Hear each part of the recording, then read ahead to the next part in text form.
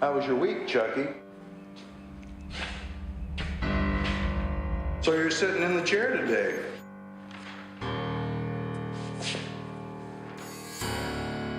I want to make you cry. I'm not going to pull your tail or call your mama the whore she is or beat you mercilessly. I'm just going to bitch slap your brain into the elemental truths that you've been ignoring for all this time and do my very best to frighten you, to scare you with your own stripped down ugliness. And you're going to thank me for this through those tears, for a close-up look on that messed up psychic plane of yours.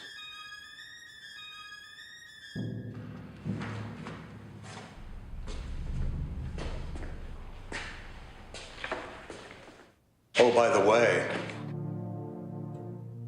this session will cost you $100, okay?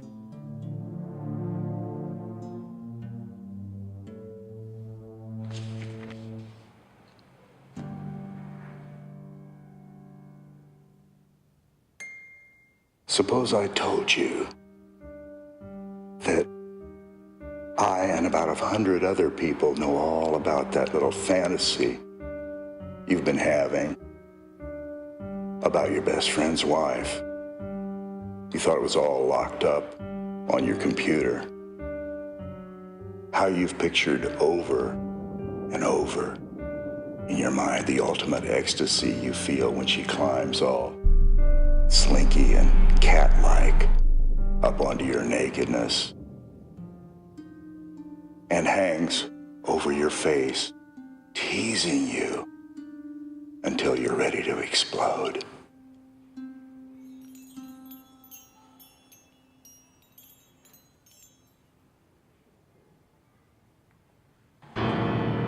Guess what, asshole? She hates your guts more than any other of your worthless buddy's friends. Oh, and one more thing. Those delectable globes hanging in your creepy face have enough silicone in them to start an industrial giant bigger than Intel. But you don't see it, do you? You self-absorbed pig. Of all the people who know about this sick obsession of yours, the one that matters most to you is your estranged daughter. Remember that time that she caught you calling a hooker? When your wife and her mother was out of town, you stumbled all over yourself to explain to a teenage girl that it was a wrong number. You idiot, you didn't fool her a bit.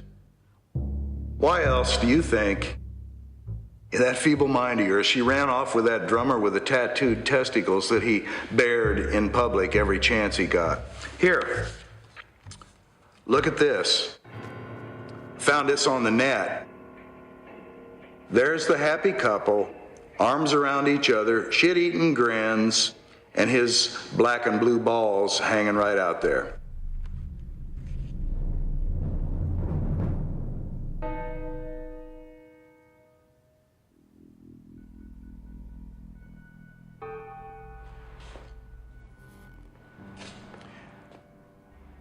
It's all your fault, damn it.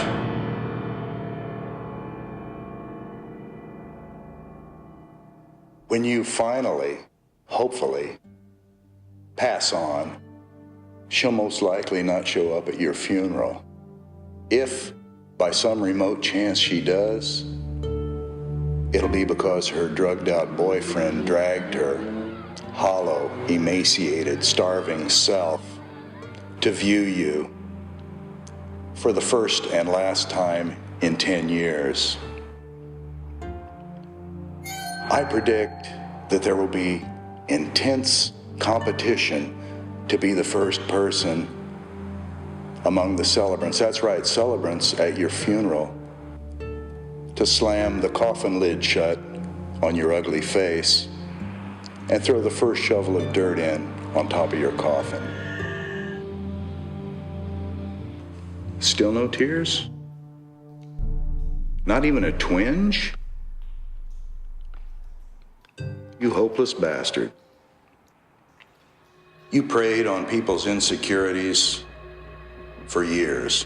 You offered them false hope and salvation. You convinced them that you could see their otherworldly auras. And you told those poor suckers that for a fee, they could see them too. Somehow, this centered them and improved their soulless and pitiful lives, made existence meaningful. You charlatan.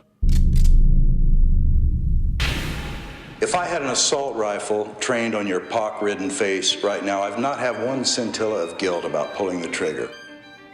Oh, and by the way, your wife wouldn't care either. Back to business.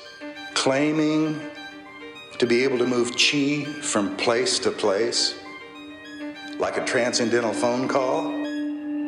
Yeah, sure. I suggested you call your little enterprise Chucky's Chi. But no, you had to have harmony and bliss. Sad. What a crock. Tell you what, Chucky. I'll trade you 5 universal energy Chis for an Earth, Wind, and Fire Chi. Or a Chi-Chi Rodriguez. Or a Chia Pet, maybe.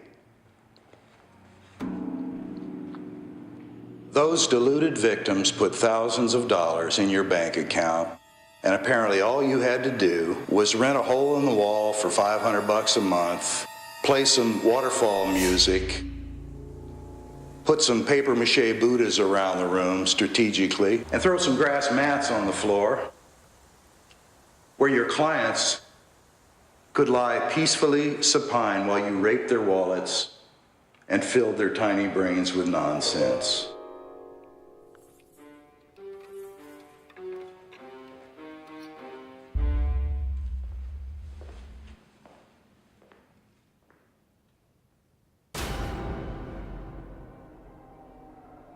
Still no tears?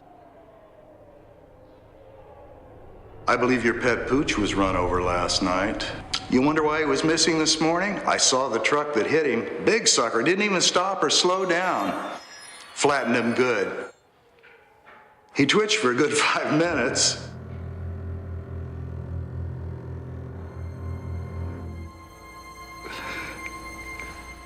What's this? There now.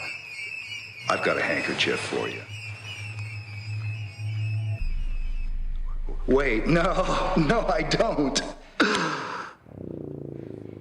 Why don't you just sit there and blubber, you overgrown sack of crap, till I leave the office? Oh, and next session, I'd like to talk about that melanoma on the back of your neck, near the base of the skull.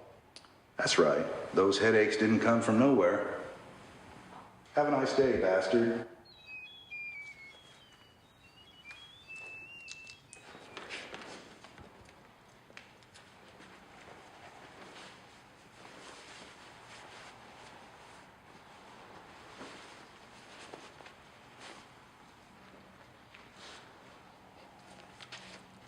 Same time next week.